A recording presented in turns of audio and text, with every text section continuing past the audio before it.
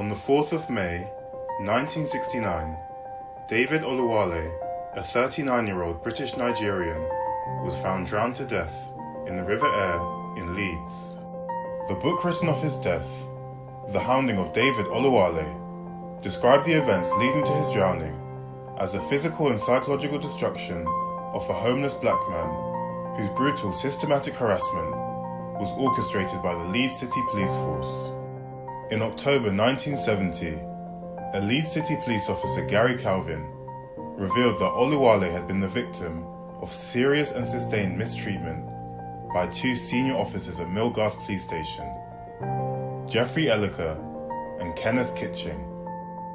The two would regularly assault him in the presence of other officers, who made no effort to intervene. On the day of his death, they both beat Oluwale with their truncheons, and his last reported sighting was of him running away from the two officers towards the River Aire.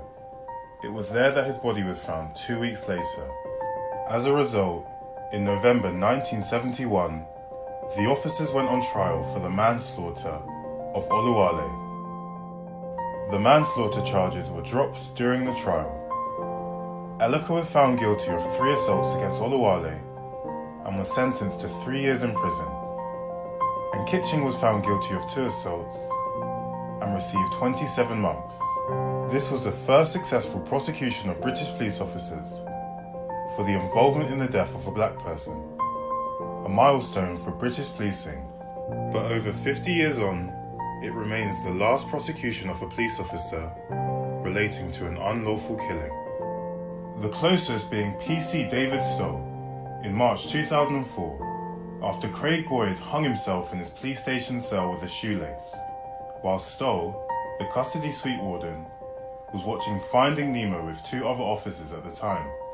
He was only found guilty of misconduct in public office and given a suspended sentence for 1 year for the falsification of custody records to show visits by officers to the cells that were not substantiated by video evidence. There are several reasons as to why it's so rare for British police to be convicted of an unlawful killing.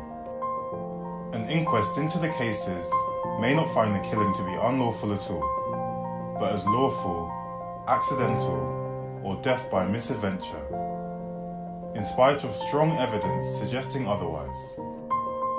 Mark Duggan's death on the 4th of August 2011, which was the catalyst for the 2011 England riots, was found to be a lawful killing. Mark Duggan was killed by the police after they received information he was in possession of a firearm. Despite evidence that at the time of his death, a firearm wasn't on his person, and inconsistency in the police's recollection of events.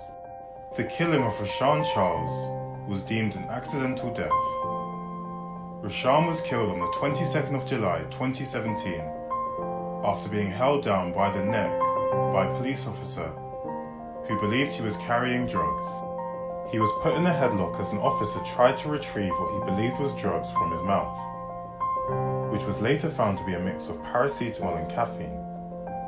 On top of this, an untrained member of the public also tried to assist with the restraining of Rashan. The death of Leon Patterson in 1992 was found to be death by misadventure, contributed to by neglect. Leon was suffering from drug withdrawal symptoms and was later found dead in a police custody suite after 6 days, naked, with no mattress or blanket. Whilst in custody, he had complained to police of feeling unwell, but his complaints fell on deaf ears. 3 doctors had assessed him, one recommending him being taken to hospital. However, he never was. No one has ever been charged with any offence in relation to the death of Leon. Sometimes an unlawful killing verdict isn't reached, as there was never an inquest into the death. For example, if funding for the inquest can't be sourced.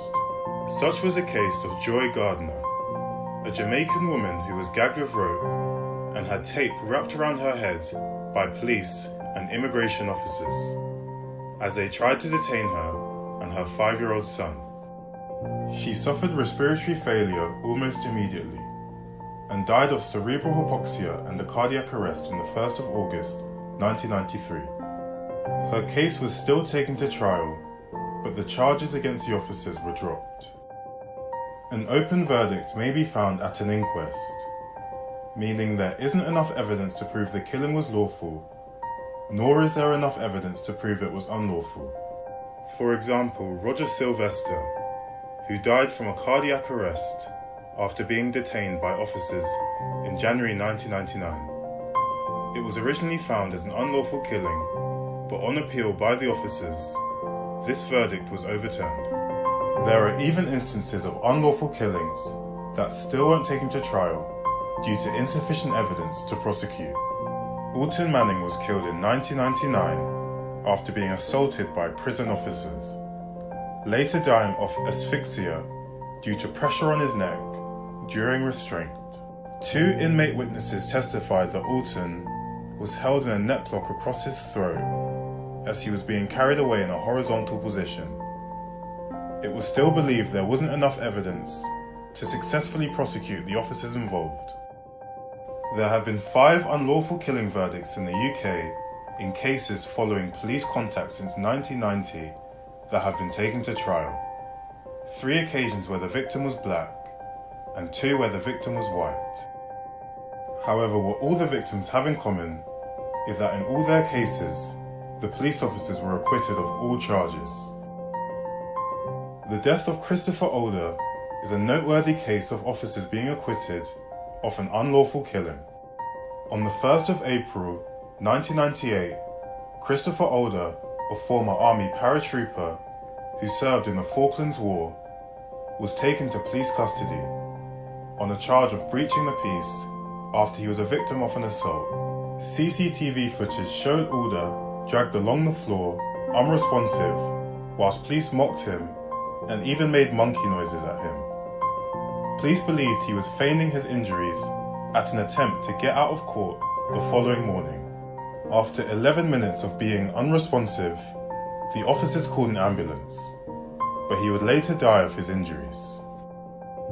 An inquest into his death found he was unlawfully killed, and in March 2002, the officers involved were charged with manslaughter. But in the trial, the jury found the officers not guilty. The murder trial of 2 officers is set to begin for the 2016 unlawful killing of Daly and Atkinson. Could the 51-year long wait come to an end?